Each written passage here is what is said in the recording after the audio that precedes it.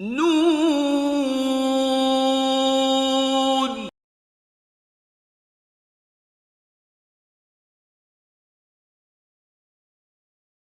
بسم الله الرحمن الرحيم. الحمد لله وصلى الله وسلم على سيدنا محمد رسول الله وآله وصحبه ومن والاه. ربنا لك الحمد كما ينبغي لجلال وجهك ولعظيم سلطانك آمين. طبعا هەمووان ئەزانین کە ئاینی پیرۆزی ئیسلام لە سێ کوچکەیەک پێک هاتووە کە بریتێ لە عەقیدە لەگەڵ شەریعە و هەروەها لەگەڵ ئەخلاق. بابەتی شەریعە کە زۆر بوار ئەگرێتەوە، بابەتەکانی عیبادات و هەروەها معاملات و هەروەها جینایات و هەروەها حدود و قەضا و سیاسەی شەرعی، یەکێک لەم بابەتانە کە بریتێ لە قیساس. لە ئەڵقەی ڕابردووشە ئاماژەمان کرد، بەڵام بە پێویستمان زانی ئەم ئەڵقەیەش هەر بەردەوام بین و وتوێشکەین سەبارەت بە بابەتی قیساس کە قیساس بریتێ لە تۆڵەکردنەوەیەکی بەرامبەر و هاوتا، کە تۆڵەکردنەکە بەرامبەر بێ و هاوتا بێ و هاوهێز و هاوکێش بێ لەگەڵ ئەو جەریمەی کە ئەنجام ئەدرێت. لێرەوە ئاینی پیرۆزی ئیسلام طبعاً چۆن فەرمانی کردووە بە نوێژ، بە ڕۆژوو، بە حەج، بە زەکات، ئاواش فەرمانی کردووە بەوەی کە ئەحکامەکانی خۆی پەروەردگار جێبەجێ بکرێ. ئەگەر ئاینی پیرۆزی ئیسلام کۆ بکرێتەوە لە یەک دەستەواژەیە، ئەتوانین بڵێن یەکسانە بە دادگەری و هەروەها بریتێ لە عەدل. بۆیە لە بابەتی قیساسە ئاینی پیرۆزی ئیسلام جەختی زۆر کردوتەوە لەسەر ئەوەی کە ڕەجاوی دادگەری بکرێت، بەوەی کە هیچ اعتیبارێ دابنێت، بەبێ ئەوەی اعتیبار دابنێت بۆ خەلیفەیەک، بۆ سەرۆکی دەوڵەتێک، بۆ دەوڵەمەنێک، بۆ هەژارێک، بۆ هەر کەسێک لە کەسەکان. ئەسڵە ژوایە کە ئەفەرمێ ئەنە النەفسە بالنەفس، هەر کەس نەفسێ بکوژدێ پێویستە ئەو نەفسەکەوە بکوژدێتەوە. و لە وجوبی قیساسا ئەتوانم بڵێم لە ئاینی پیرۆزی ئیسلامە هیچ خلافێک نییە، زانایان خلافیان نییە لە نێوان ڕاعی و ڕەعیە، لە نێوان حاکیم و مەحکوم، لە نێوان دەسەڵاتدار لەگەڵ بێدەسەڵات، لە نێوان قائل لەگەڵ منقات. ئەوەی کە کەسێک لە سەرۆکی دەوڵەتە بۆ نمونە ئەچێ گەر کەسێ بکوژێ، بێگومان ئەم کەسە ئەبێ بکوژرێتەوە. هەموو زانایان لەسەر ئەمە کۆکن و هیچ خلافێک لە نێوان زانایانە نییە. بۆ بەڵگەشتمانەوەی کە خۆی پەروەردگار فەرمێ یا ئەیها الذین آمنوا کتب علیکم القصاص، و هەروەها لە ئاەتی ترا فەرمێ وكتبنا عليهم فيها أن النفس بالنفس، نفسەکەی هێناوە بەرامبەر بە نەفس دایناوە و هیچ جاکاریەک ناکە. پێغەمبەری خوا صلی الله علیه و سلم فەرمێ المؤمنون تتكافأ دماؤهم، کە یەکسانە بەرامبەر بە یەکترین خوێنیان، هیچ کەسێک بۆی نییەکەوە ستەم لە کەسی بەرامبەر بکە. پێغەمبەری خوا صلی الله علیه و سلم حەدیثە لە سەمورەوە ڕێواتکە فەرمێ من قتل عبدا قتلنا ومن جدعه جدعنا، هەر کەسێک هەر تاوانێ بکات دەرهەق بە هەر نەفسێک، جا ئەم کەسە سەرۆک بێ یا دەوڵەمەند بێ یا خەلیفە بێ یا هەر کەسێ بێ، لە ئازاد بێ یاخود عەبد بێ، لە یاساکانە لە یاسا دەستکردەکانی دنیاە قانونی وەزعە ئەمە زۆر جیاوازە. زۆر کەسەیە حەسانەی هەیە، سەرۆکی دەوڵەت بۆ نمونە هیچ کەسێک ناتوانێت محاسبەی بکە. لە زۆر دەوڵەتە ئەم حاڵەتانە بووە، بۆ ئەڵێ چونکەوە سەرچاوی یاسادانانە، سەرچاوی سوڵتانە، بۆیە کەسێک لە خوارخۆیەوە ناتوانێت کە بێ لێ پێچینی لێ بکە و محاسبەی بکە. لێرەوە ئێمە خۆشحاڵین کە ئەمجارەش لە خزمەت دکتۆر ناسح و هەروەها دکتۆر محەممەدین کە ئەمانەیە ئەم باس و خواستە بخینە بەرباس و لێکۆڵینەوە. جا لە جەنابی دکتۆر ناسحەوە دەست پێکەین کە خۆشحاڵین بەوەی بابەتەکەمان دەوڵەمەند بکات. زۆر سپاس دەکەم جەنابی توەرخوای گەورە سەلامەتتان کە. بسم الله الحمد لله والصلاة والسلام على رسول الله وعلى آله ومن اتبع هداه. دیارە بابەتی قیساس زۆر هەڵەگرێ بەڕاستی، چونکە باسێکی زۆر گرنگە و ژیان لەسەر ئەوە پەیوەستە. جاردی قسەیەکمان کرد کە بە کورتی بیر بخەمەوە کە وتمان ئەگەر هەموو کەس بە پێی پەیامی پێغەمبەران بڕۆن عەلەیهیمو سەڵات وسەلام، کەمترین لارێتی ڕوئەدا، کەمترین نایاسایی ڕوئەدا و دەبێتە هۆکاریەوەی کە مرۆڤەکان بە ئیسراحەت بژین لە ماڵەوە لە ژیاندا. زۆر جا پرسیارێکەکەم هەر لە ناو مەجلیسەکانمانە، لە ئەوانەی کە ئەهلی مزگەوتین، ئەوانەی کە ئەهلی التیزامین بەدینەوە، ئەڵێم بێنێ پێچاوی خۆت هەرچی ئەم شارەیە ئەم وڵاتەیە هەمووی وەکو من و تۆ دەست بە دەست نوێژ بێ و چاوی پارێزیە و زوبانی پارێزە و دەستی پارێزێ، بزانەکەن ئەم وڵاتە چی لێدێ.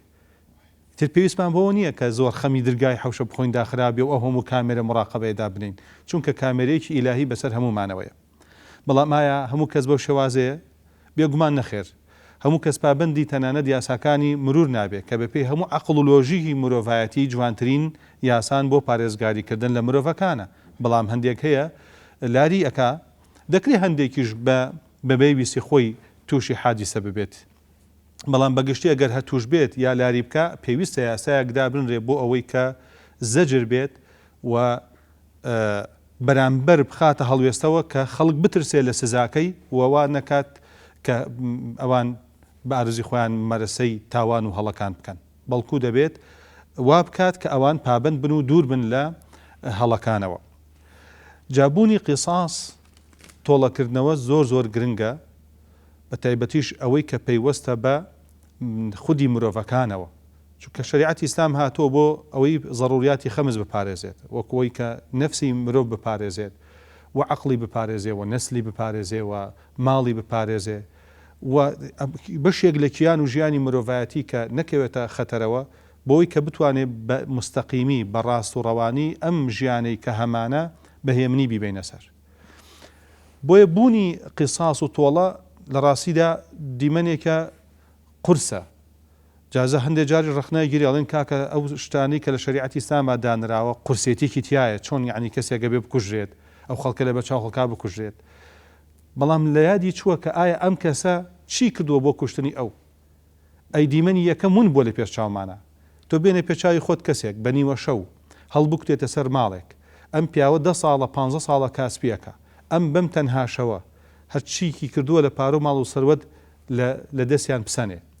و بجوڵێتەوە دوور نییە بریناری نەکا یابی کوژێت لەبەر چاو ماڵ و مناڵیان لەبەر چاو مناڵە. جاریوە هەبووە لەم تەعەدا سنووشکان نەدا مناڵی سەربێشکە شیرەخۆرە کوژراوە. بۆیە کاتێک کە زۆرجار ئەو کەسانی کە ڕەخنە ئەگرن بەداخەوە لە مەسەلەی قیساس لە شریعەتی ئیسلامدا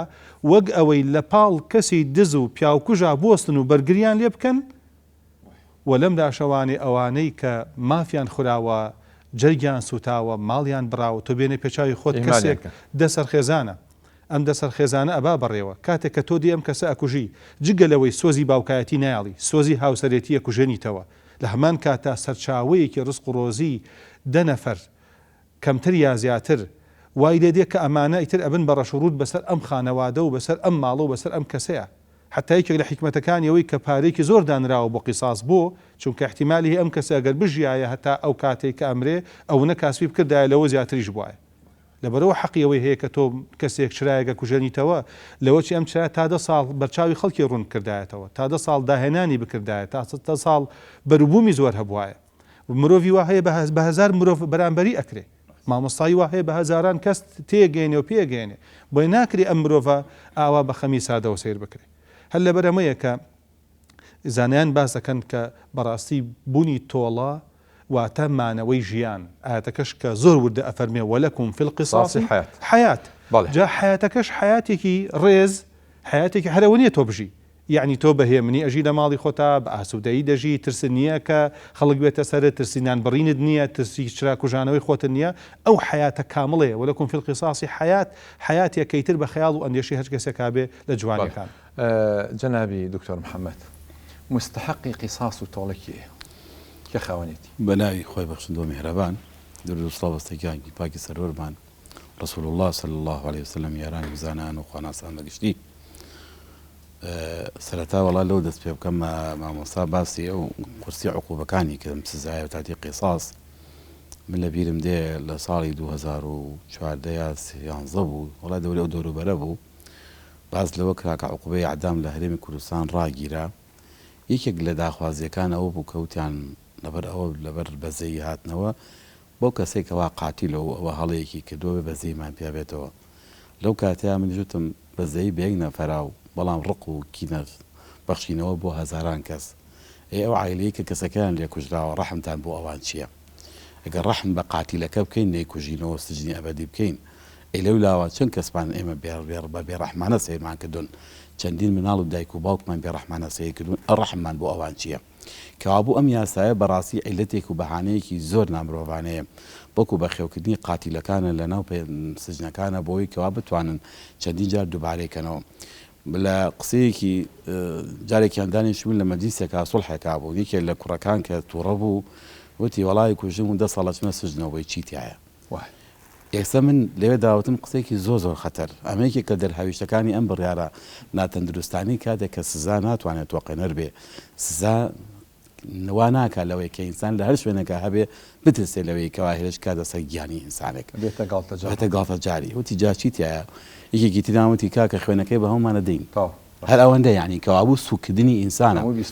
بۆیە کە ئەم بابەتە بەڕاستی کە عقوبەکە قورسە لەبەر خاتیوی چووکە ئینسان زۆر گەورەیە و بێ سزاکە بەو شێوازە بێ ئەو تاوانە بەرمرکا لە کۆمەڵگەیە کەوابوو سجن هەرگیز بەدیری تۆڵەکردنەوە نەخێر ناتوانێت وەکو عکسەوە زۆرتر خێوکردن هاتامەسەوای لێکا لەوەی کە کەسەکە چەندی جار دووبارەیە کاتەوە لە وڵاتانی ئەوروپی سجن نەیتوانی ڕێگر بێ ئێستا لە وڵاتی خۆشمان بەڵکو بەردەوام ڕوو لە زیاد لە وڵاتی خۆشمانە چەند قاتیل هەیە چەند جار بەر بۆ گیراوەتەوە هەر لە وڵاتی خۆمانە ئێستا لە هەرێمی کوردستانە ئەوەی کە جەنابە پرسیارە کێ مستحقی یا خاوەن و شایستی ئەوەیە کەوا قیساس بکە ئێمە ئەوە زانین ئەسڵ لە قیساسە لە شریعەتی ئیسلامیە قاعیدەیەکی داناوە کە ئەسڵ واتانێ بێ ئەوەی کاکرێ مساواتی تەواوەتی تیاوێ و عەدل و مساواتی تیاوێ بە هەموو معناکانی هەم لە شکڵە هەم لە مەزمونە کاڵین شکڵ هەم لە شێوەی ئەنجامدانەکەیە و هەم لە ناوەخن و لە معناکانیشە بە هەمان شێوە ئەبێ و دووشتە تحقیق ببێ بۆیە کە لە بەسەری بابەتی قیساسە و تۆڵە سندنەوەیە بە شێوازێکی هەڕەمەکی نییە بۆکو کۆمەڵێک مەرجی زۆر وردیان داناوە لەبەر خاتیوی کە بتوانن دادپەروەریەکە وەکو خۆی بۆ مساواتەکە خۆی بپارێزرێ یەکێ لەوانە کە باسی مستحقی قیساس ئەکرێ وتوانێت کۆمەڵێک یەکەم کەسەکان کێنەوەی کە مستحقی قیساس و خۆی تاوە شایستەیە ئەهل و کەسوکاری ئەو مەقتولەن ئەو کوژراوەیە کە لەو کۆمەلگا کێیە کەسوکارەکەی جا میراگرەکانێتی مەسەن کوڕەکەیەتی مناڵەکەیەتی باوکێتی دایکێتی هەموو ئەوانەکە لە بینی زانە ڕەحمەتی خۆیان لێ بێخوا دوو بۆ چوونی تەقریبا سەرەکی لەما هەیە یەکی ئەوانەی کەڵە مستحقین هەموو وەرەثەکە والیسانی ئەو کەسە بنە مستحق هندێکی شامپیان وایە تەنها عەسەبەکان ئەوانیان کە عەسەبە پشتین تەنها ئەوانە بۆیان هەیە و کاینتر بۆیان نییە ئەمە ڕێی ئیمام مالیکە ڕەحمەتی خوای لێ بێخوا بەڵام باقیتی مەزایی بەفەرمون ئەوانەی کە ئەبنە واریسی ئەو کەسە هەمیان حەقیان هەیە و شەریکە لە خوێنی و کەسە کە بتوان داوای بکەن تەمان ئەم حەقیانی چیین داوا بۆیان هەیە داوا بکەن لە دادگا کە جەنابی دادوەر هەڵسێ بەوەی کە تۆڵەی ئەم کەسان بۆ بسەنێتەوە بەڵام ئایا مەسەلەن خۆیان بوان هەیە بەسەر بەخۆ بیکەن ئەمە لێرەدا نە ڕێگە نادا بۆی کە خۆی سەر بەخۆ بیکە بەڵام بۆی هەیە داوا قەیدکە لەگەڵ هەموو ئەوانەی ترا چێ لە دادگا داواکا بڵێ دادوەر ئەم حەقە بۆ بسەنەرەوە ئەمانە کە دانراون کێن جا دوایەوە هەموو کەسێ لە وەرەسەکان بۆیان نییە ئەمە بکەن هەچی واریسە هەڵسێ ئەمە بکە بێتە هەڕەم شێوازێکی تەقریبا بڵێن کە فەوزایەکی گەورە مەرجیان داناوە یەکێک لە مەرجەکان ئەوتان کەسانێکی باڵغی جارێکە ئەوەی کە مەسەن کەسێک کە داوای تۆڵەکەی تۆڵە بۆ کێ داواکەین ئەو کەسانی کە داوای تۆڵەی بۆەکەی ئەبێ جای تۆڵە کەس کوژراوەکە ئەبێ کۆمەڵە مەرجیتیا بێ داواکەریش کۆمەڵە مەرجیتیا بێ ئەوەی کە داوا کوژراوەکە تەبێ کەسێک بێ جارێکە لەسەر حەقی نەکوژرا بێ ئەگە مەسەن ئەوەی کە کوژراوە لەو عایلێ لەسەر حەقی کوژراوە دزێکی تۆڵی کەسێکی ترا جەریمەیەکی تری کردووە لە جەریمەیەکا کوژراوە ئەمە بۆیان نییە چەند داوا قەیدکەن و بڵێن جەنابی دادوەر ئێمە داوای مەزلوم بێت ئەبێ کەسەکە بەڕاستی من قوتی لە مەظلومەن بێ وانێ قوربانکاو ببێ کێک لە مەرجەکانیان ئەبێ و مەرجەی تیابێ دووەمیان بەڕاستی وتیان ئەبێ ئەوەی کە جەریمەکەی لە بەرامە کراوە لەگەڵ کەس جەریمەکارەکە هاوشان بن تەکافو معناوەتانێ مەسەلەن جۆرێک لە هاوشانیان هەیە بە معناوەتانێ مەسەلەن ئایا ئەمە و تەمەن لە فقی ئیسلامی تەکافو یەکمانەیە کە وش خلافی تیا لە بینی زانایان ڕەحمەتی خۆیان لەبێ ئایا کۆی لە بە عەبد ئازادە کوژێت مەسەلەن ئافرەت لەگەڵ مەسەلەن پیاوە ئایەمە تەمەن ئەمە خلافی تیا لە بینی فوقەها بەڵام ڕەئی زۆری لەسەر ئەوەن کە ئینسان و نەفسە فەرقی نییە و کو یەکواتانێ و ئەبێ بکوژێنەوە چونکە لەبەرەوەی مادام جەریمێ بەرامبەر ئینسان کراوە بەڵام وتوانێ ئەبێ و تەکافوە تحقیق ببێ ئایان جا کە مەسەلەن بیرفیع ڕاستە ئەوە بە مەزلومی حقیقی کوژا یا بەشێک لە مەسەلەوانێ لە زڵمیەتیشی لەما زاڵمیەتی هەبووە بەقەدەر ئەنجامی ئەو ئەندامی ئەوەی کە زاڵم بووە حەقی کوشتنی هەبووە بەقەدەر ئەوەشی کەوا شێوازی کوشتنەکەیەتی مەزلومە ئەمە بەڕاستی ناتوانرێت برداوای قیساسکەن چونکە ئەمە شکالێکی تێدایە لێرەدا هاوتەبایەکی تەواو و ڕوونێکی تەواو نییە مەرجێکی تریان داناوە ڕەحمەتی خوایان لێ بێ ئاخوا کاڵێن بێ بەڕاستی ئەوەی کە داوای هینەکە داوای قیساسەکە ئەبێ کەسێ بن لە زۆڕیەت و لە کەس و نزدیکی ئەو مەقتولە بن ئەمە کەسێکی دوور بێ مەسەلەن بۆ پارەیەک یان مەسەلەن لەوانەیە بۆ خواستێکی سیاسی خۆی تەدەخولەکە بۆی نییە بیکە ئەبێ کەسێ بێ کە نزیک بێت کە بۆی کە ناوێ ناحنەی مالیکە فەرمو عەسەبە بێ خزمی نزیک بێ کاو بۆ دوورێک لە دوورەوانە بێ وەڵا بڵێ خاڵم یا مەسەلەن خاڵی وەسەن فڵان کەسە یا ئەمە هاوڕێکەم یا ئەمە چیە ئەمە دۆستی خۆشەویستم بوو ئەمە بۆی نییە داوا ئەمانە کۆمەڵە مەرجیان داناوە دوایەوە وتوانە بێ بەڕاستی جینایەتەکەش عەمدی بێ نابێ بە خەتا بێ ئەگە کابرا بەسم بە هەڵا کردبێتی یا دامێکی سیارێ یا ڕووداوێک بوو یا ئەسڵ خواستی نەبووە ئەوە بەڕاستیەوە داوای قیساسی نییە ئەم مەرجانیان داناوە لەوایە ئەگەر بۆیان هەیە بە مەرجانەوە چنە بەدەمی دادگا داوای قیساسکەن ئەمجا ئەوانە کێن ئەوانش کەم داوای قیساسەکەکەن کەوتمان شایستی ئەوەن کە داوای تۆڵەستنەوە بکەن کۆمەڵە مەرجەمانش داناوە یەکی لەوانە بێ مکەلەف و باڵغ و عاقڵ بن کە ئەو مناڵ بۆی نییە بچێ داواکە شێتێک بۆی نییە چێ داوا بکە ئەبێ کەسی باڵغ و عاقڵ بێ ئەگەر هاتو مەسەن کابرایەک کوژراوە بەڵام کەسی نییە لە وەرەسەکەی لەوانەیە کە حەقی هەیە باڵغ بێ بێ بوەستن تا ئەو کابرای قاتی سژ نەکەن تا ئەم باڵغە بێ تا بۆی هی و کاتە بۆ باڵغی و عقلی خۆم جاچێت داوای حەقی خۆی بکە ئەگەر شێت بوو تا چاکەکە جادوای چاک نەبووە لەوانە هەندێکەوەم جاتەوە نەقڵە بێ بۆ جەنابی حاکم یا بۆ کەسێکی تری ئەبعادتر دوورتر لە خۆی لەوانە ئەوە لەبینی زانایان ڕەحمەتی خوا لە جۆری ڕێکاریان بۆ کردووە ئەو ئاەتە کە يا أيها الذين آمنوا كتب عليكم القصاص في القتلى الحر بالحر والعبد بالعبد والأنثى بالأنثى طبعا ما قسەی لەسەر کراوە خەڵکانێک هاتوون بەراوردێکیان کردووە کە ئەڵێن ئەمە ستەمی تایە بۆ نمونە ئەگەر یعنی ئاەتەکە وا لێکەن ئەگەر حڕێ عەبدێ بکوژێ عەبدەکە حڕەکە ناکوژێتەوە لە کاتێکە ئەمە چۆتە خی پەروەردگار چۆتە تەفاسیلی بابەتەکەەوە خۆی ئەسڵ النفس و بالنفس وانە بەس ئەمی ترکە هاتووە چۆتە تەفاسیلەوە ینی ئەو کەسەی کە ئەکوژرێ بێ بکوژێتەوە جاگەر حڕ بێ جاگەر عەبد بێ جاگەر ئافرەت بێ جاگەر هەر کام لەمانە بێ بەس پرسیارێکی دێتە پێشەوە لێرە ئایا ئەگەر ئەم کەسە وەلی نەبوو وەلی دەمی نەبوو خاوەنی خوێنی نەبوو کێ خاوەنی خوێنە بێ بەڵێ لەسەر ئاەتەکە وەڵامێکی تر عەز دەکەم قسەیەکی زۆر جوانەیەکە لە مفەسرین هێنا ناوەکەی تەقریباً بیر نییە دەڵێن ئەمانەی لە ئاەتەکە هاتووە ئەمە نمونەیە خی گەورە نمونەیەکی داوی تێ نمونەکانتی خۆ داوای تەواویکە کەوا بۆ حڕ بالحڕ ئەمجا الحر بالعبد العبد بالحر الأنثى بالأنثى الأنثى بالذكر الذكر بالأنثى أبي خون من كان طواوكي أفرمي أمانة نموذج كان القرآن في داين نموذج كده عادي تلته من كان طواوكي وتفسير زوزو جوان براسي كمان خاصة أصلا سبارت بالربا ناوي تنشتكي أنا بله ناوي تنشتكي أنا وبني ناوي تو يناش كان زور بله زور جاء ما أوي كمثلا لا كسر جابه ولي كسينية إيش كسينية آخر نكى واز لبيني بخوي باب رب هدرت شيء لێرە دازانان ڕەحمەتی خوان لێ بێ ئاخوا دەڵێن وەلیشی نەبێ ئەبێ جەنابی دادوەر دادگا کە پێڵێن سا داواکاری گشتی لە وڵاتە ئەبێ بێتە وەلی بەڕاستی چونکە کەسێ وەلی نەبوو سوڵتان وەلی و من لا وەلیە لەهو ئەبێ جەنابی سوڵتان بێتە سەر خەت بڵێ کاکە خوێنی و کەسە لە کۆمەڵگا نابێ بخۆڕایی بڕە قاتیلەکە نابێ بە ئازادی بشی بۆ چوو کەربەر ئەگەر ئەمە ئاوا بە ئاسان بڕوە وردە خوێنی ئینسان هەرزانە بێ دوان سێ چوار دوڵی بۆ شێوازە دروست ببێ ئەو کاتە کەسانی کە کەسیان نیە زۆر بە ئاسانی دەستیان بۆ برێ لەبەرەوە لەم کاتەیە جەنابی دادوەر و جادگا یا بەنداوەکاری گشتی یا ئەگەر داواکاری گشتی نەبوو دادوەر خۆی لە وڵاتە ئەبێتە وەلی ئەو کەسانە ئەبێ بچێت هێندێک پیان وایە ڕەحمەتی خۆیان لەوێ لە زانایان دەڵێ ئەگەر دادوەریش خۆی نەهاتە سەرخەت ئەبێ ئەهلی حیسبە لە کۆمەڵگەیە کۆمەڵی ئینسان هەن ئەو کۆمەڵی ئینسانانەی کە بەردەوام خەمی کۆمەلگا ئاخوێن تەمەن ئەلی حیسبە لە لای ئێمە زۆر جار تەفسیرەکەی خراپ کراوە هەندێک پیان وایەکو بە کۆمەڵی خەڵکی جاسووس و ئەوانە لە کۆمەلگادانن بەڵام نا ئەلی حیسبە کۆمەڵی خەڵکن کە بەردەوام لە خەمی ئەم میلەتیان لە هەر شوێنێکی ئەم کۆڵ سوچ و کۆڵانی کە ئەم کۆمەلگا تاوانێک جەریمەیە ڕوودا یەسەر دادگا ئاگادارەکەنەوە باشە پرسیارێک ئێمە ئەگەر بۆ نمونە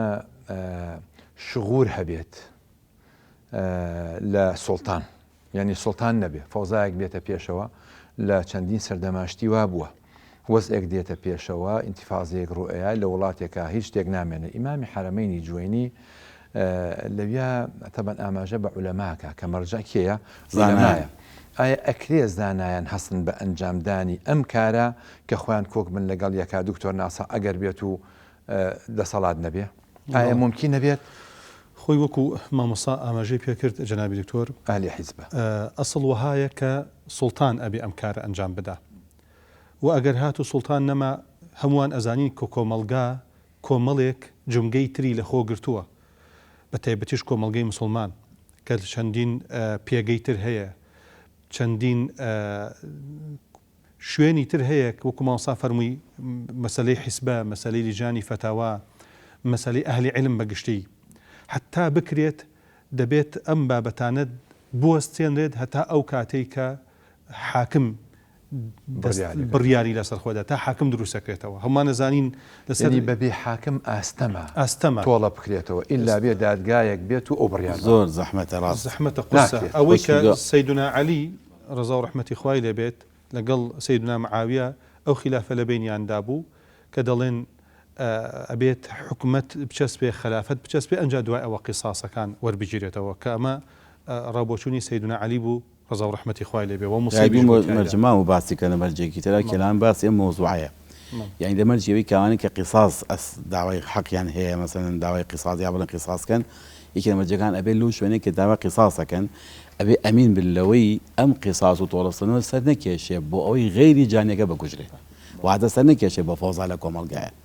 لە هەر شوێنەکە کە زانیمان لەو جێگەدا ئەم کەسە بکوژینەوەوانە دە کەس تیپیەوە کوژرێتەوە ئەبێ لێرا ڕابۆستی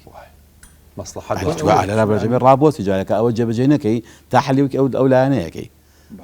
ئەو کاتە لێرا دەڵێن دەسڵاتە پێویست لەوان دوورخستنی کۆمەڵی خەڵکی پێویست بێ لەوانەیە پێویستەکە مەسەل لە شوێنێکی ترا جێبەجێکەی بۆی مەرجەکان یانێکە دانا و مەرجەکان بوتم کە عەدالەت و دادپەروەریەکە بێتە جێ و مساوات ودامان کاتی چا زەرەر دەدالە مەرجێکی شتیشیان داناوە ڕەحمەتی خوایان لەبێ ئیتیفاقی هەموو ئەوانەی کە وارث و حەقی خوێنەکەیان هەیە نابێ خلافێن لە بینە هەبێ ئەگە بوو بە خلافێنی کاوتی عەفوێکیان دێتیان ڕا ئەیکوژینەوە لەم کاتە بە هەمان شێوە تۆ لە بین ئەو عایلەیە فۆزا دروستەکەی لەم کاتەیە بێت جەنابی دادگۆجای ڕابۆسێ شتی وا هەیە ینی دایکەکە عەفوی ناکە کوڕەکان عەفویان کردووە هەتا ئێستا لە سەجن ناماوەتەوە ئەو کەسە فعلا ئەبێ ئیتفاقێکیان هەبێ واستەکەم خلافێک هەبێ خلافێ لە بین ئێمە دوای ناوبڕێک دەست پێکەین انشاءالله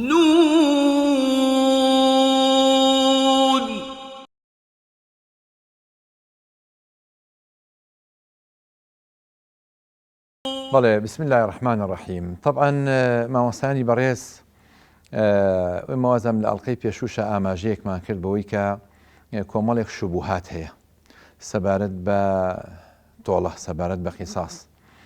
شوبوهات لە دوای ئەوەی کە هەندێک قیساس تۆڵە جێبەجێکرا لە وڵاتانی کەندا و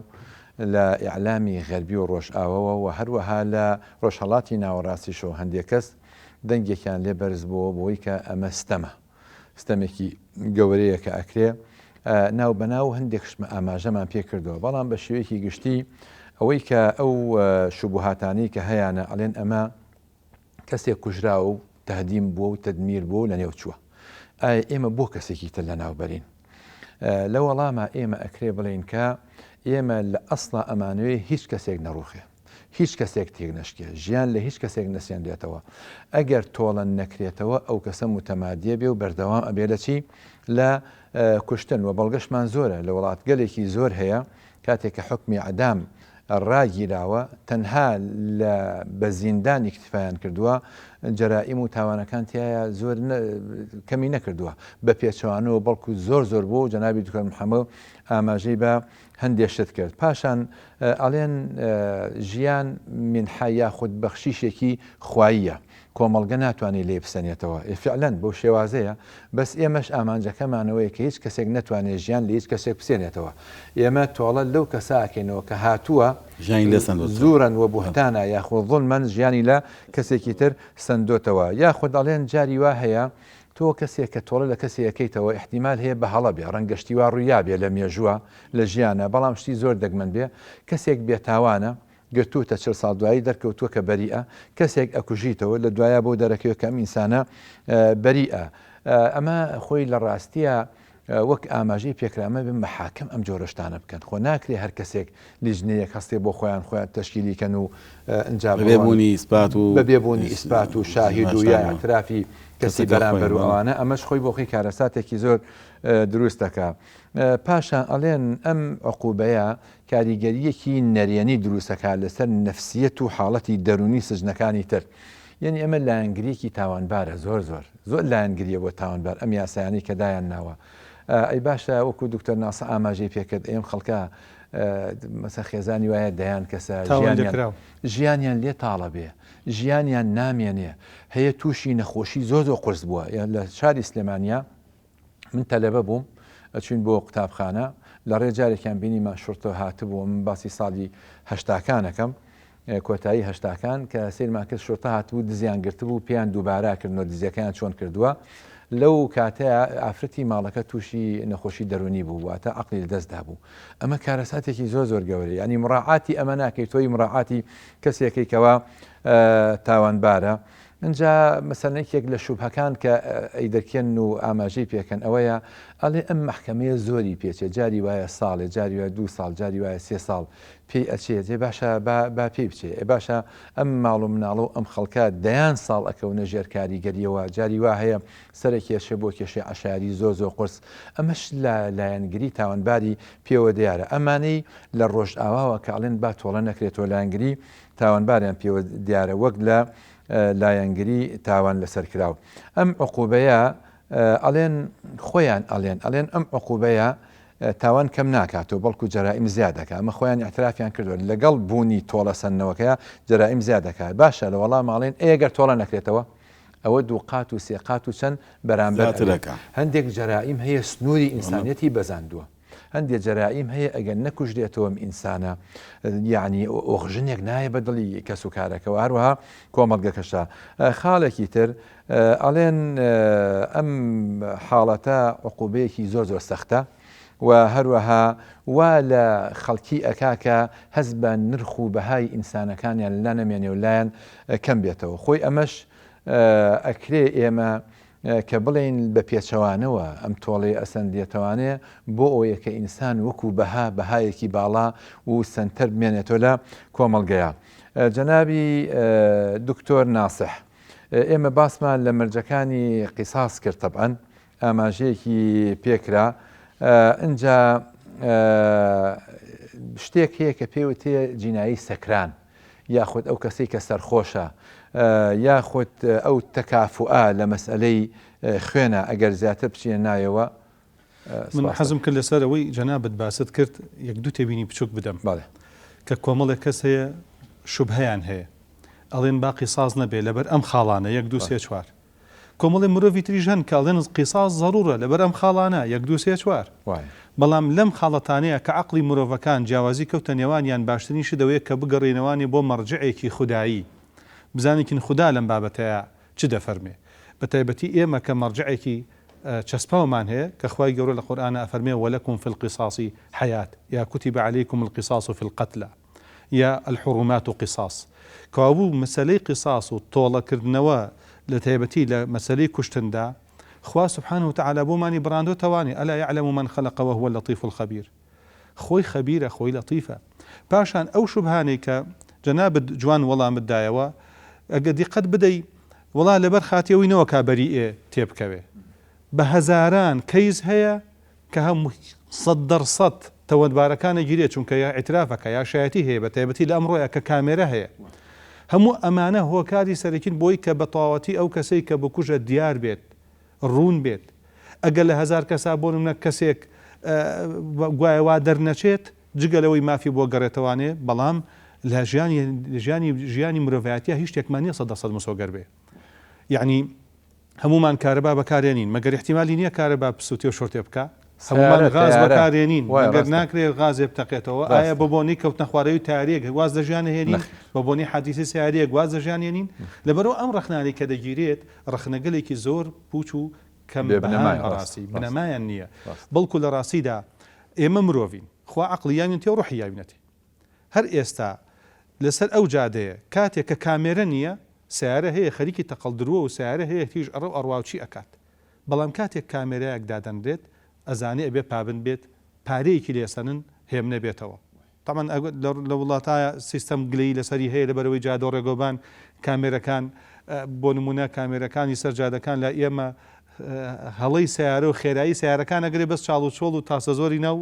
جادەکان نابینێ کە چاکیان بکە ئەوە بابەتێکی ترە بەڵام بەگشتی بوونی سزا یەکێکە لە هۆکارە سەرەکیەکان بۆ ئەوەی کە بە تایبەتی ئەو کەسانەی کەوتمان لەسەر ڕاڕەوی خۆی ناڕوا بنەمایەکی سەرەکی پەروەردەشە سزادان بنەمایەکی پەروەردەیە بنەمایەکی ئەخلاقیە لەبەر بە تایبەتی ئەو کەسانی کە ناتوانن بەڕێک و پێکی ئللا ئەبێت چەکشێکیان بەسەرەوە بێت یعنی وەرەفعنا فوقهم الطور ئەبێ ئللا کوتێکێک بەدەستەوە بێت بۆ ئەوەی کە ئەم کەسە پابەند بێت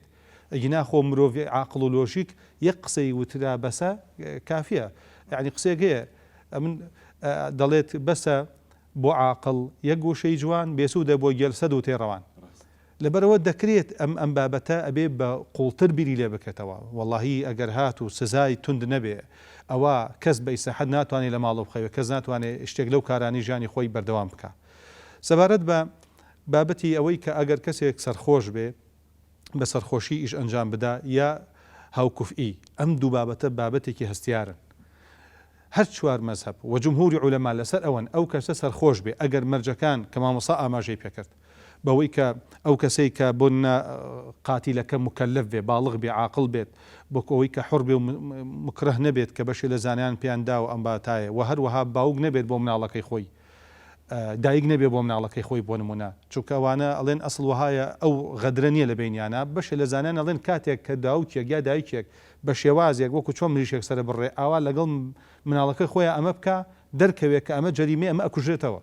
بەڵام بەگشتی وەکو تەدیبێ بوو بێ شتێکی بۆ هەڵدا بێت یا پاڵێکی پێوە نابێت دوایی بووێتە هۆکاری حادثەی مردن ئەمە نابێت هۆکاری بکوژێتەوە ئەگەر ئەم مەرجانە هاتە جێگا ئەگەر کەسەکەش سەرخۆش بێ لە شەرعا مکەلەفە و ئەبێ قیساس و تۆڵەی لێبسەنرێتەوە بەڕاستی چونکە ئەگەر هاتو بڵێن سەرخۆشی عوزرە ئەو کاتە هەر کەسێکە کوژێ و یەکسەر دوای ئەو بڵێ عارەخوا تۆڵی کاکەگیانەوە من سەرخۆشم وەرن فەحسم بکەن لەبەر ئەوە ئەم بابەتە هەستیارە و فقەها هەمووی لەسەر ئەوەن کە کەسی سەرخۆش عوزری بەدەستوە نیە بە تایبەتی ئەو سەرخۆشش کە بە بۆنەی مادەیەک بوو بێت کە حڕ بوو بێتایە کە حڕ بوو بێتایە چونکە ئەوەکەی دیکەیتر بەشی قسەی زانانی لەسرە کە کەسێک دەرمانێک درابێتەیە کە ئاگای لە خۆی نەبێت بەڵام ئەویش ئەبێت تحقیق بکرێت تەسبیت بکرێت شتێکی هەروە سادە نییە بۆیە ئەو کەسانە کە با سەرخۆشیش بن ئەگەر کەسێکیان کوشت ئەبێ بکوژێنەوە سەبارەت بە تەکافوئەکەش هەمان بابەت هەیە لە هەستیارە زۆر ئەگەر بۆ منە کەسێکە بێ حەسانەی هەبێ کەسێکی حەسانەی هەیە ئەڵێن ئەمە ئەگەر خەڵک کوژێ ناکوژێتەوە کەسێکیش لەولاوە حەسانەی نییە ئەچێ بۆ لێ ئەم پیاوە کە حەسانەی هەیە ئەڵێ کاکە من ئەوە دەفتەر دەدەمێ وەرە ئەو کەسم بۆ بکوژە مادام تۆ حەسانەت هەیە کێشەت نییە بۆیە لەم ڕووەوە جارێکتر گرفتێک دروستە بێت ناو کۆمەلگادا بۆیە ئەسڵ ئاەتەکەیە ڕزا و ڕەحمەتی خوای لێبێ کە ئیمام ئەبوو حەنیفە ئەفەرمێت النەفس بالنەفس نەفسەکە ڕەهایە بکوژ ئەگەر مەرجەکانی تێ هاتە جێگا طبعاً وردەکاری عملەیەکی زۆر وردە ئەگەر مسلمانێ نامسلمانێ کوژ حتا مسلمانێ نامسلمانێ بکوژێت بە تایبەتی لەوانەی کە دێنە وڵاتەکەی ئێمەوە فیزیان پێبێ بۆ نمونە یا مورکی هەڵایەتی بوونی هەبێلێرەیە پێغەمبەری خوانی فەرمووە صلی الله عليه وسلم هەچ کەسێ زوڵم لە معاهدێ بکا لە مستەئمەنێ بکا كنت خصمه يوم القيامة حتى يعني روايات هي پێغەمبەری خوا صلی الله عليه وسلم کەسێکی هێناوە کە ئەمەی کردەوە کوشتێتەوە فەرموویەتی من ناتوانم پامەندی ئەو عهد و پەیمانە نەبم کە داومە چونکە فەرمێتی من كنت خصمه يعني من ئەبمە پارێزەری من ئەبمە محامی بۆ ئەو کەسە تەنانە لە ڕۆژی قیامەتە بۆیە هیچ ڕێگەیەک نەدراوە بەمە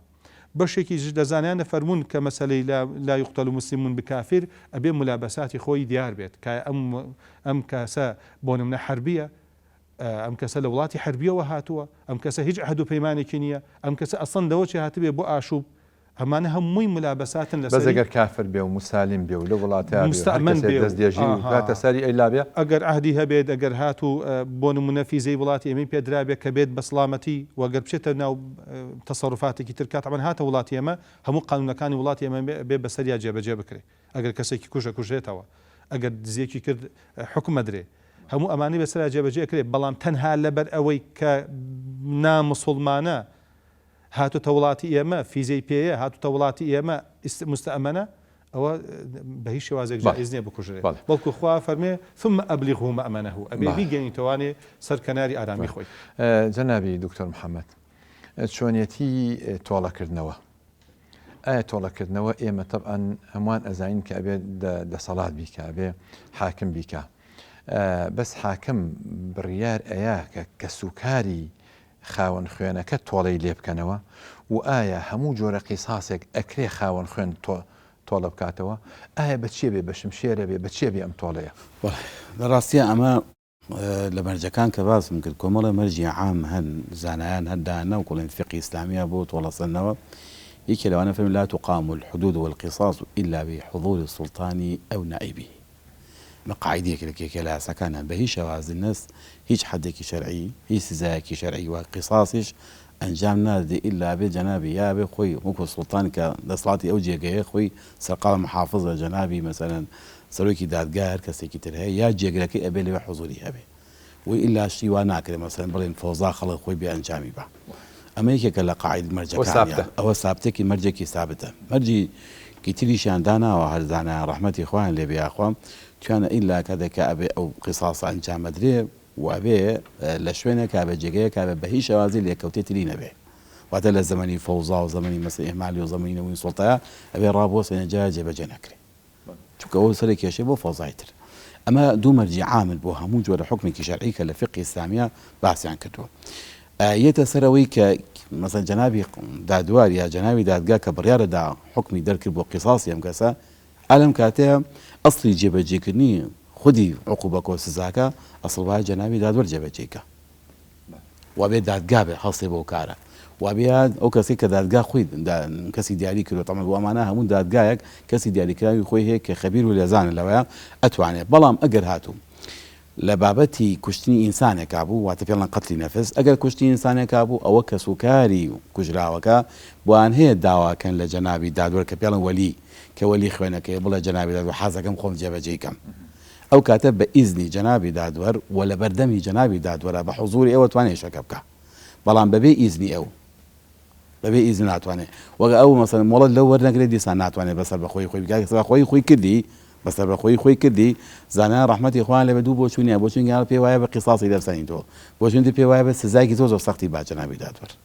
بە حەقیشی لە خوێنەکە هەبوو بێ نەئەوایە سەرپێچی کدا لە بەبێ ئیزنی دادوەر چ ئیشەکە ئەنجام بە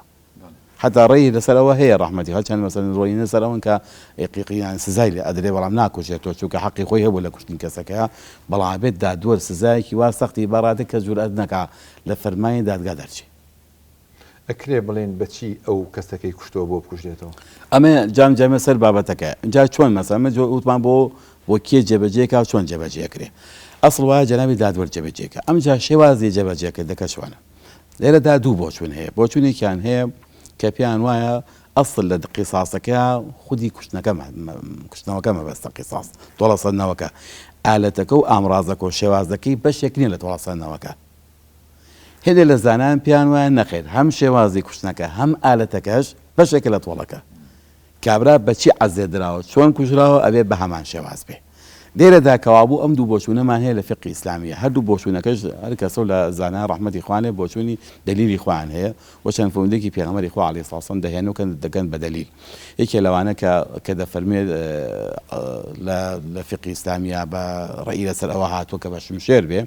دەڵێن ڕەحمەتی خوای لێ بێ حەدیثێکی پێغەمبەری خوا ڕیوایەتەکەن لا قەوەدە ئیلا بالسەیف کە پێغەمبەری خوا فەرموویەتی قیساس نییە تۆڵەسەندنەوە تەنها بە شمشێر نەبێ لێرەدا زانایان ڕەحمەتی خوا دەگەڕێنەوە بۆ عیلەتەکە بەهانە چییە بۆچی لە فەرمودەکەی پێغەمبەری خوا باسی شمشێرەکە دەڵێن باشترین چەکی ئەو سەردەمە شمشێر بووە دووهەم ئەبێ لێرە سەرنجی ئەوە بین بابەتێکمان هەیە لە مەسەلەی ئیحسانە ئیحسان کە پێغەمبەری خوا فەرمووی دەگەڕات و ئێوە کەسە شتێکتان کوشت و ئەحسینوا القتلة بابا إن الله كتب الإحسان على كل شيء إذا قتلتم فأحسنوا القتلة أجا إخوي قالوا فالمي لسه همو شيء إحسان كعبوها مكردويكي ما حتى لقصاصش ولا عقوباتش أبي بقرن بشون جوانتريني شوازي أنجام دانية أم جوانترين شوازة بالنسبة إنسانك وكشنو شيء جوانترين كي أويا ككجراوك بأسانترين شوا روحي دبشي بۆیە وتوانە سەی باشترین سلاح هەم تیژە و هەم زووش کەسەکە ڕۆح و گیانی دەرەچێ لێرەدا کەوابوو متادی مالیکەکان عیلەتەکەت واوەرەگرن دەفەرمون کەوابوو هەر چەکێکی تر لە هەر سەردەمێکە بۆ هۆکار بۆ ئەوەی کە بە ئاسانی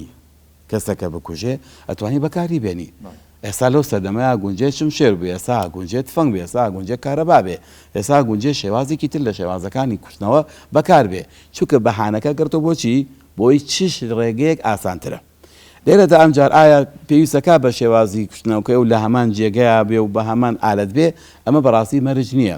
بەڵام خۆ ئەگەر هات و خاوەنی خوێنەکە داوایەکی بە جەنابی دادوتی مەرجە منە بێ بە هەمان سیلاح و هەمان چەک بێ دەتوانێت حاکم بە قسەیان بکە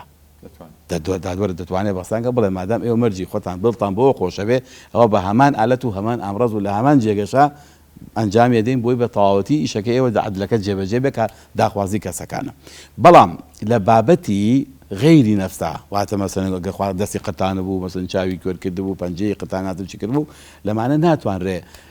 غیری جەنابی دادوەر کەسێک کە دیاری کردووە بێ وەلیەکە خۆی ئەنجامی بە بۆ چووکە لەبەروی ئەمانە ئەندازەکەی و نیسبەتەکەی و شێوازەکەی مینێکی تایبەتی خۆی هەیە ئەبێ کەسێ بێ لێزان بێ لەوەیە ناگوجی هەموو کەسێ بێ پەنجی کەسێ بقەتێن دەستی بقەتێنە لە شێواز دەنەکە لەبەرەوە ئابێ ئەمە جەنابی دادوەر ڕێگە نادا بەوەی کە وەلی قاتیلەکە بڵێن بکو خاوەنی خوێنەکە چه ئیشەکە ئەنجام بە بەڵکو ئەی کەسی خەبیری خۆی هەیە بەوان ئیشەکە ئەنجامەدا ئەمانە هەمووی کە زانان ڕەحمەتی خوا لێ باسەکەن بۆ چۆنە ئەسڵ لە قیساسە دەبێ هەم مساواتەکە لە ڕووی شکل و هەم لە ڕووی مەضمونیش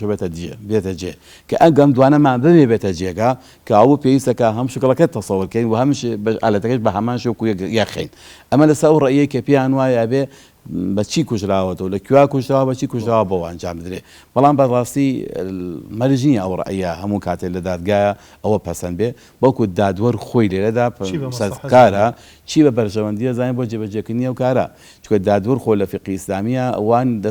دەست بەسراو نییە نەتوانێت لە شێوازی جێبەجێکردنی حکمەکانە ڕێگەشوی تازە بەکاربێنێ واتە ئێمە کە کاتێ فەرموودەی پێغەمبەری خوا عەلەیهی سڵات وسەلام فەرمی لا قەوەدە ئیلا بیسەیف وەکو زانایان دەفەرمون هەموو فەرموودەیەکی پێغەمبەری خوا عەلەیهی سڵات وسەلام شوێنێکی خۆی هەیە و لەبە خاتی عیلەتێکیش فەرمووتراوە قسەیەکی زۆر جوانی ئیمامی قەرافی ڕەحمەتی خوا لێ بۆ تێگەشتن لە فەرموودەی پێغەمبەری خوا عەلەیهی سڵات وسەلام دەفەرمێ بێ بگەڕێنەوانێ بۆ وەسفی پێغەمبەری خوا لە کاتی وتنی ئەو فەرموودەیەدا ئەگەر پێغەمبەری خوا لە کاتی قەزایە شتێکی فەرمێ کاوەکو قازی ئەبێ ئەو بابەتێ و لە قەزایە عەرزکەین ناگونجێ لە غەیری دادوە دادگایە بێن ئەو فەرموودەی عەرزکەین ئەگەر پێغەمبەری خوا لە بەرەکانی جەنگا بوو لەگەڵ جەنگا فەرموودەیەکی فەرموو بوو ئەبێ هەر لەوێ تەفسیریکەین نابێ بیهێنینە کاتی ئاشتی و لە کاتی سلمان لەناو مزگەوتا تەفسیریکە چونکە ئەوە تایبەتە بە جەنگ و بە کاتی حربەوە ئەم پێوەرە پێوەرێکی زۆر جوانە بۆ تێگەشتن لە فەرموودەی پێغەمبەری خوا عەلەیهی سڵات وسەلام بابەتێکە بوو کە حەزم کرد وەکو تەکمیلەی قسەکانی جەنابی دکتۆر کاتێک کە باسە کرێت ئەم کەسە بکوژە دەکوژرێتەوە بەڵام یەکشت هەیە بیزانین کام کەسەش مرۆڤە کام کەسە خۆی تەسلیم کردو بکوژرێتەوە بەهای خۆی هەیە چونکە جاری وایە خۆی هاتووەڵێ بەدەستی خۆم قسۆتە ماڵەکەت ئەمە تۆڵەیە نەک سزا بەڵێ یعنی ئەمە تۆڵەیە کە لی دەکرێتەوە بۆ ئەوەیە کە فهو كفارة فمن أصاب شيئا من ذلك ثم عوقب في الدنيا فهو كفارة له وكل بخاري دهاتوا أو كسي كسزا أدري لسر تاواني ككردويتي أبيت كفارة بوي أو كسا ككجرايوا تسليم خانوادي دكري بريزوا دشور دريت كفن دكريت نوجي لسر دكريت لقورستاني مسلمانانا دنيرجيت بلكو زۆرجار ئەو ڕووداوەیە ئەبێتە پند و ئامۆژگاری بۆ سەدان و کەسان و تریش کە جارێکی دیکەی تر ئێمە لە کۆمەلگایەکی مسلمانە ئاژین گرنگەوەیە کە دەستمان نەچێتە خوێن ڕێزی ئینسانیەتی و مرۆڤبوونی کەم ناکاتەوە هیچ یەک دنگ لە ڕێزی مرۆڤبوون و مسلمان بوون وەکەوەش مامەی لەگەڵەکەین کە پاک بۆ تۆ لەو تاوان بە تایبەتی کە ئەمە حەقی خوای تێدایە و حەقی ئەو کەسانشی تێدایە ئەمە حەقی ئەو کەسانە بوو حەقی خوش سبحانه وتعالى بە تایبەتی ئەگەر کەسێک بکوژێتەوە حتى بخطئش أبي دومان بروجو به ياخد أبي كويليك آزاد بكاك إستنية بلان بقشتي أو كسيكا كجرا أو كجرمو بلامو بيلم يعني أمل الدنيا وكو تنابد آماجت بيكرت كشتني بكش وكو سزاو طوليكا بلام وكو أولنية كأم كسم محروم بيلا رحمي خواي جورا ولا هاتشي تبيكرتو نخير أو مروفيا بوا ما دام كاركي كدو سزاي ورقتوا ومێدەکەین کە بێتە کەفارەتێک بۆی بۆ قیامەتی خۆی لێرە ساشتێکی تریژەیە گرنگە لە کۆمەلگەی ئیسلامیە بەڕاستی پێش ئەوەی کە بێت ئاساکان جێبەجەکە ئینسانەکەشی بۆ ئامادەکە بەڕاستی یانی پەرۆدەیەکی ئیسلامی زۆر بەهێزمان ئەسڵەکانی ئیمان و ئەو بنەما ئیمانیانە فێرمانەکان لەوێ کە بڕوامان بەخوا بوو بڕوامان بە قورئان هەبێ بە شریعەتی خوا کە بۆ ئەو کەسە کە ویشاکە ئامادەی تەواوی هەیە بۆ جێبەجێکردنی حکمە شەرعیەکە يعني لكم جاي إسلامية أما ده أمبر ودي إسلاميش كديب وهو كأمانة زوبا عسان جبا جبا كرين نبدأ كيش وقر بوكو شعر سر بن لها مان كاتا شو عقوبات أجر نبيت شعر سر عقوبانية جاكاتي كي مثلا عقوبات شعر سر بكاتي كأو عقوبة براسي للاي خواني داناريس يعساك وخويس رزي لي جرابه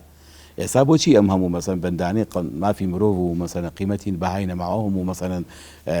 شاني كباسي ما في إنسان كان غزة جبا جيكري كاويش حقيقي ما في كيني هيج رصيدة كيني شو قبو خواني دانا لك خوي بوخوي بعملي جبا جيناك أصلا برواشي بيني سيقي دونا طواف بيني بس بوخوي بوكو مالي شخصي تابتي خوي سيقي بيتي بلان بو زوريني مروف عادي سرزبي بلا زور عساية يساو النظرية كيسا هي بيانو مروف تحديد كان بي لا هجم لأنه مليار زاد نكا پێی وایە بێ ساڵ مەسە ملیارێک کەس بەسەن بکوژرێ ئەمە باش ئەمە بێڕێزکردنی ئینسان نییە چی ترە لە پێناوی ژیانی کۆمەڵێکی ترە بڵێ سەرزەوی بەشمان ناکە ئەبێ ساڵانە ملیارێک ئەو نەخڵ بکوژین بە نەخۆشی و بەکارەسات و بەمان ئەمانە بەڕاستی حتا بە دروستکردنی ڤایرۆسوان ئەمانە هەموویان بێڕێزکردنی یاساکەیە بەڵێ بەڵام یاسای خوای گەورە ڕێزی خۆی مقدسە بۆ چووکە ئین لە ئینسانەکەەوە هەر لە خودی ئینسانەکە دروستیکەوە بە خەڵقەکەی دواوەش بە ئیمانەکەتەوە پەروەردە دەکات لەسەوی کردبەراتەوە بەڕێز بێ ناشێڵێ مەسەن هینی تیابێ و کوڵێن مەجالیەوەی تیابێ کە واز دێهێنان و جۆرێ لە پاساو هێنانەوە بۆی کە وازی دەبێنی بەڵێ مامۆستایان بابەتێک هەیە سقوطی قیساس یعنی ئەم تۆڵەیە کەدا ئەکەوێت ئیتر نامێنێ طبعا ئەمە باسوخواسی زۆر لێوە کراوە یعنی بە مردنی ئەو کەسە ئەم کەسە یا بە مردنە بێت طبعا سقوطی قیساس یا بە مردنە و کەسە بمرێ یاخود بە عفو ئەبێ کە خۆی پەروەردگار ئاماژەی پێەکە فمن عفی له من أخيه فمن عفا وأصلح فأجره على الله یا ڕەنگە و ئاەتەش بیگرێتەوە من ئەحیاها فكأنما أحيا الناس جميعا یاخود بە سڵح بێت سڵح و ئاشتەواییە کرێ لە نێوان هەردوو لایە ئەگەر بە عەمدی کرابێ یاخود بە خەتاکە بە خەتا بێگومانە بێ سڵح بێ یاخود ئەفو بێ ئەنجا ئەگەر بە عەمدیش کرابێ دەستی ئەنقەز بێ ئەنقەزکاری تا بێ کوشتنەکە ئەکرێ خۆر بە سڵح بێ و هانشی تایە هاندانشی تیا لەلایەن خۆی ومن قتل مظلوما فقد جعلنا لوليه سلطانا فلا يسرف في القتل نابێ ئیسرافکە نابێ زیادە ڕەوی بکە طبعا ئەمە بابەتی تری زۆر هەیە قیساس ئایا ئەگەر دەکەس بەشدار بن لە کوشتنی کەسێکە بۆ نمونە ئەمەش بابەتێکی تر ئەکرێ جارێکتە قسەی لەگەڵا لەسەر بکرێ ئەنجا فەرقەکە لە بینی ئەفوەکە لەگەڵ سڵحەکە ئەوەیە کە ئەفو بێبەرامبەرە پارە وەرناگیرێ خوێن وەرناگیرێ بە سڵحەکە لە مقابلی خوێنایە بەڵام پرسیارەکە لێرە ئەوەیە کاتێکە تاوانبار ئەمرێت کە سوکاری تاوان لەسەر کراو بۆیان هەیە مەسەن ئایا بۆیان هەیە ینی حەقەکەیان نەفەوتێ یا ئەمان بۆیان هەیە داوای مافکەن یا بۆیان هەیە داوای خوێنەکە بکەن لە کێ لە میراتگرەکان و لە عەسەبە و لە خاوەن خوێنەکانی ئەو کەسە بکوژەکە ئایا ئەکرێ ئێمە بڵین ئەم قیساسە هەر ئەمێنێ لە دوای مردن کە وا ئەزانم ئەمە لە بینی زانایانش خلافێکی لەسەر هەندێک پیانوە ڕەحمەتی خوایان لەبێت کە کەسەکەمە تازەی تەواو مەکانی و شوێنی قیساسەکە کۆتایی هاتووە کە کۆتایی هات تازە تەحەقیەوەنیش تەواو کۆتایی هات چونکە ئەوان مافەکان پەیوەندی بۆ کەسەوە بەستە بوو کە نەمایەت ئەوان داوای چیەکەن بەس هەنێکش پێیان وایە قوربانیەکە خوێنەکەی بە هەدەر ڕۆشتووە مافی خۆیەتی کەوا داوای بکە تا قیساس وەکو خانەوادەی بکوژ لەگەڵ کوژراودا ئەو کەسەی کە کوژراوە خانەوادەکەی میراتی خوێنی باوکی خۆیان وەرەگرن یا ئەو کەسیان کە کوژراوە براکەیان هەر مافیان هەیە کە داوا بکەن بەوەی کە بۆ نمونە باوک سەرپەرشتی کار بۆ کوڕێکی کوژراوە ئەم باوکە ئەمرێ براکانی جاری تر داوا بکەن تەوریسەکرێ بەڵام ئەگەر هات و بڵین بکوژ بمرێ قیساس تازە قەتل نامێنێت ئەو مافە لە دەست ئەوان دەردەچێت لەبەرەوەی کە ئەو کەسە بکوژ بۆ کوژرا مردووە ڕۆیشتووە بەڵام حەقی خوێنەکە هەر ماوە بەڵێ حەقێکیان ماوە کە داوا بکەن لەو خانەوادەیە چونکە ئەو پیاوە دوورنیە سەروەتێکی زۆری بەجێ نەهێشت بێ دوورنیە کە خاوەن شوێن و پێگەوی خۆی نەبێ کە داوا بکرێ و بە سڵح و مصالحە یا بە عەفو یا بۆ مصالحە قسەی لەسەر ئەم فقهی ئیسلامی طبعا بە درێژایی مێژووی زیاد لە 1400 ساڵ ئەم هەموو وردەکاری کردبێ بە هەموو جومگەکانی کۆمەڵگا چوو بێتە خوارەوە جێگەی سەرنجە و جێگەی ئەوەیە کە سوودی زۆری لێ ببین لێ بە تایبەت لە یاساکانە لە مەحاکمی ئێستەیە لە نێو کۆمەڵگەیە بۆی کە ببێتە فاکتەرێکی زۆر بەهێز بۆ مەینی و هەوێنی مەینی ئاشتی و تەبایی لە نێو کۆمەڵگا زۆر سپاس بۆ بەڕێستان دکتۆر ناسح ئاروزەری و دکتۆر محەممەد پێنجوێنی خی گەورە ئێمە لێرایە دیارە کۆتایی بە بابەتەکەی نین جا ئەگەر مابووی بۆ جاری تر هەڵیگرت ئەوە قسەی لەسەرەکەین سپاس بۆ هەموو لایەک